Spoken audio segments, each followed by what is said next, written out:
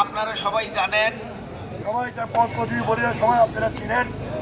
সরকারের যেসব উপদেষ্টারা আছে আজকে তাদেরকে নিয়ে উপদেষ্টাদেরকে নিয়ে যাদেরকে পদত্যাগের দাবি করে আমরা তাদেরকে বলে দিতে চাই, আপনারা কি ঘোড়া পানিতে মাছ শিকার করতে চান? আপনাদের উদ্দেশ্য দেখি আমরা আমাদের নির্বাচন সময় মতো হবে, এর বাইরে এর কোনো ঘটবে না। আপনারা একটা কথা বলবেন নির্বাচন হবে, আবার বলবেন অমুক অমুকের পদত্যাগ চাই, নাকি মামুর ব্যাপার আব্বার নাকি আপনারা নাকি ফেসিবাদের সরকার? এটা এই দেশের 18 কোটি জনগণের সরকার। এই সরকারকে জেন টেন্ডে সরাতে পারবেন না। আমরা এই সরকারের অন্তর্বর্তী সরকারের কাছে আছি, ইনশাল্লাহ নির্বাচন হবে। নির্বাচন কমিশনকে যত রকম সহযোগিতা বিএনপি ইনশাল্লাহ করবে। সেটা মনে রাখতে চাই, আজকে একটি গোষ্ঠী আপনারা লক্ষ্য করছেন নির্বাচন দিয়ে বানচাল করার তারা প্রতিষ্ঠা চালাচ্ছেন।